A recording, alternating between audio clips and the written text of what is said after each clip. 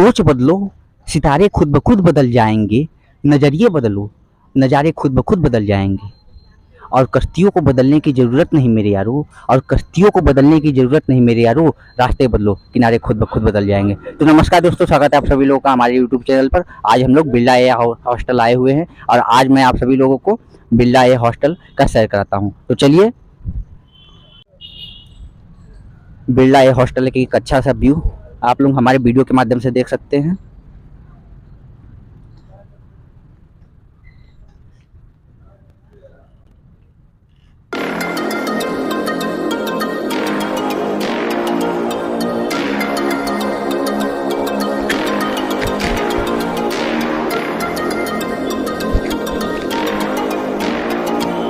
ये देखिए बिरला ए हॉस्टल के कुछ रूम बहुत ही शानदार बिरला ए हॉस्टल के रूम हैं।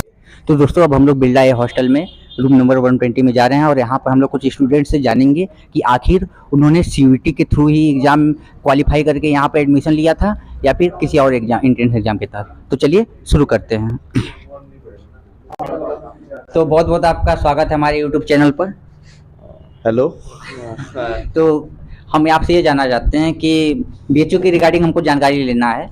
तो आप ये बता दीजिए कि आप सीयूईटी के एंट्रेंस एग्जाम देकर ही यहाँ पर आए थे? ऑफ कोर्स सीयूईटी का एग्जाम दिया। तो आप सबसे पहले अपना नाम बता दीजिए और आप कहाँ से हैं? नाम मेरा अवनीत कुमार शुक्ला है। मैं बिलोंग करता हूँ कुशीनगर उत्तर प्रदेश से। रहा सूरत में हूँ, गुजरात में। और अच्छा, आप जब यहाँ पर आए थे तो आपका इंडेक्स कितना बना हुआ था और कैटेगरी क्या था? इंडेक्स 320 था, कैटेगरी जनरल था और करेंटली इंग्लिश ऑनर्स है मेरा। पूरा आपका सब्जेक्ट क्या क्या है, कोर और ऑनर्स? इंग्लिश ऑनर्स, हिंदी और फिलोसफी है। Language French. अच्छा, मेरा भी इंग्लिश ऑनर्स, हिंदी और फिलोसफी। Nice nice. अच्छा, ये बता दीजिए कि अगर कोई भी स्टूडेंट यहाँ पर बीएचयू का सीयूईटी का एंट्रेंस एग्जाम दे देता है तो उसको लगभग, अगर वो जनरल कैटेगरी का है तो उसको लगभग कितना इसको लाना पड़ेगा कि इसको यहाँ पर एडमिशन मिल जाएगा? एडमिशन का तो मिनिमम क्राइटेरिया से 308 गया था। कितना गया था हम लोग के टाइम पे? हाँ, आप लोग के टाइम जितना गया था उतना? हम लोग के टाइम पे यही 308। हाँ, जनरल का यही गया था। Out of 400? Out of 400। हाँ। और हॉस्टल कितने तक कम मिल गया था?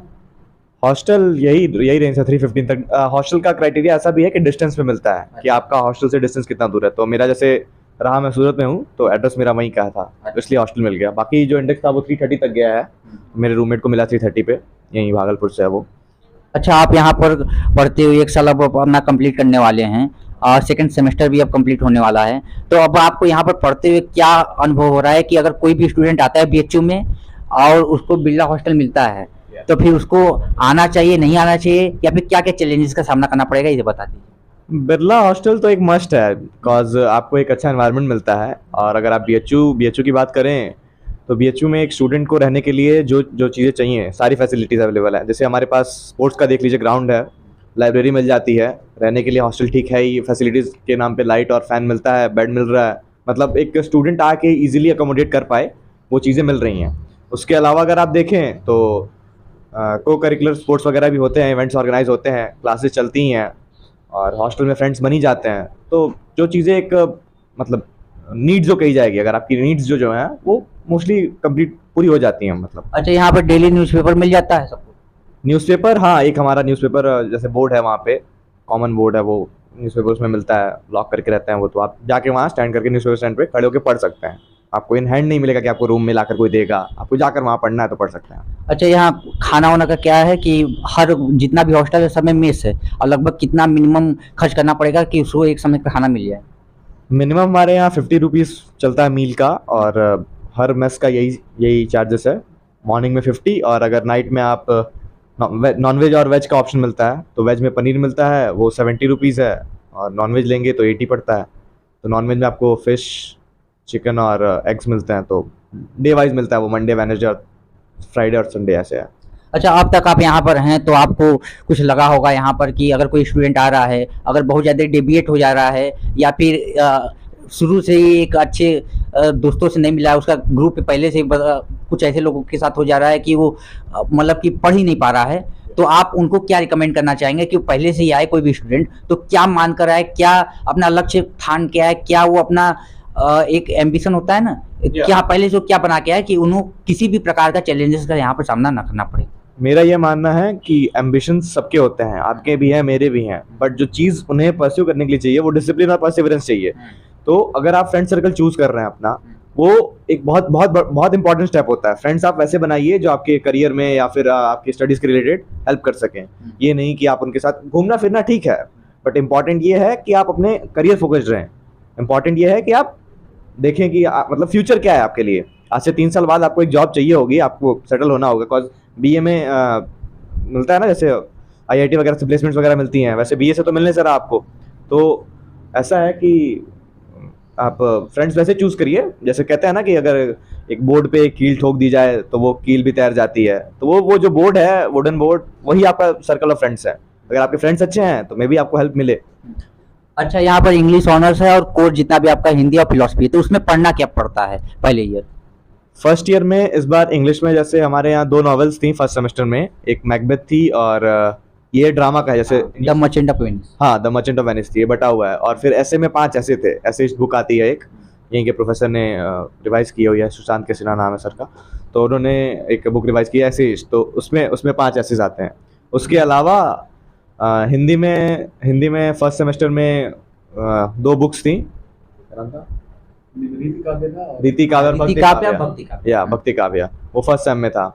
और फिलॉसफी में 2 बुक्स, मतलब बुक, इंडियन फिलोसफी और वेस्टर्न फिलोसफी। हाँ मतलब उसमें बुक्स और ऐसे कोई ऐसे सेलेक्टेड बुक्स नहीं थी, लिमिटेड चैप्टर्स थे। जैसे इंडियन फिलोसफी में जैनिज्म, बुद्धिज्म और चारवाक था, और वेस्टर्न फिलोसफी में प्लूटो वगैरह, मतलब बेसिक जो एरिस्टोटल, प्लूटो। हाँ एरिस्टोटल, प्लूटो, ये जो फिलोसफर्स थे उनके बिगनर्स वो थे, बस मतलब बिगनिंग गाइड था ऐसे।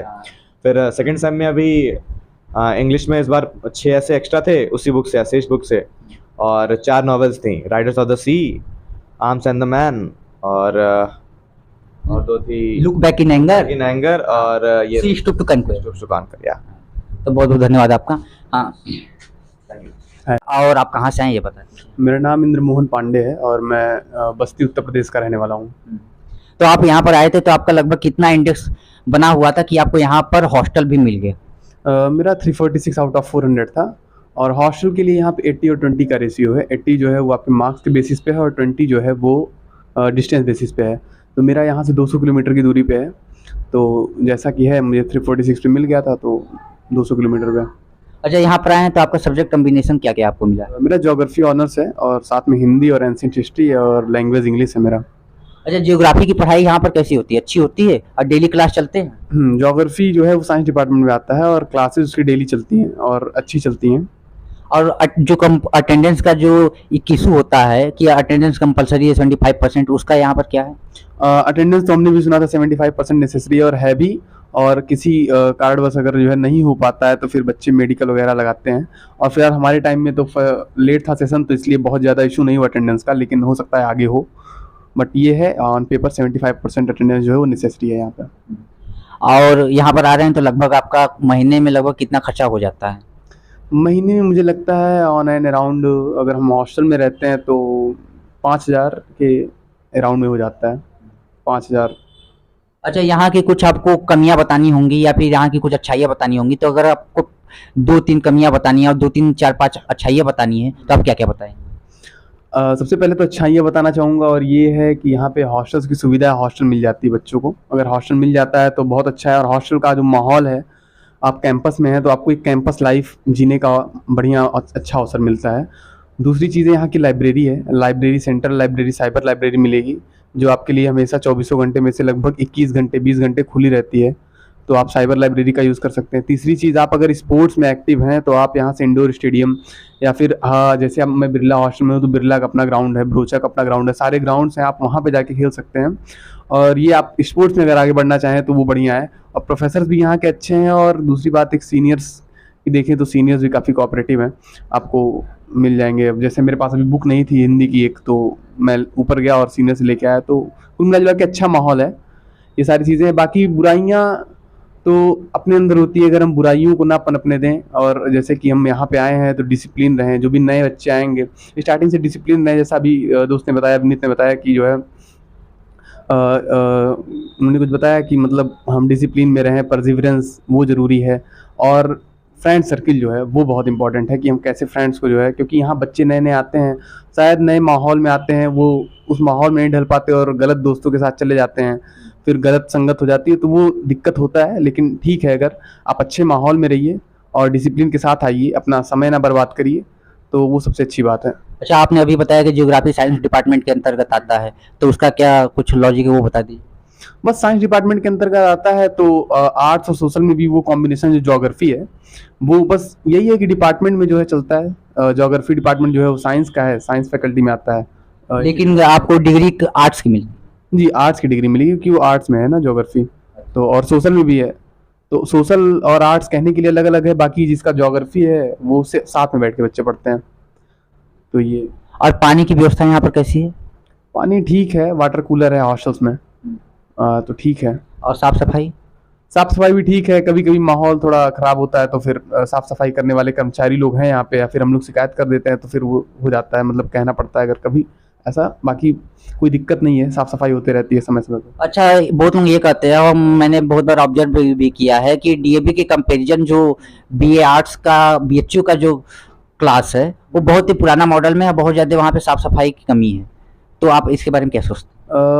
बीएचयू में आप आर्ट्स फैकल्टी में जाएंगे तो जाहिर सी बात है क्लासेस तो पुरानी है, क्योंकि आर्ट्स फैकल्टी मालवीय जी के समय का 102 साल पुराना हो चुका है। अब हॉस्टल की बात करेंगे तो बिरला भी आपका 102 साल पुराना है, तो पुराने हैं। लेकिन जैसे हमारी क्लासेस एलटी में चलती है या डिपार्टमेंट में चलती है, तो वो जो नए बने हैं वहाँ पे वो चीज़ नहीं है, लेकिन ये जो पुराने हैं थोड़ी पुरानी है, लेकिन ठीक है, क्लासेस में हमें कोई दिक्कत नहीं होता है।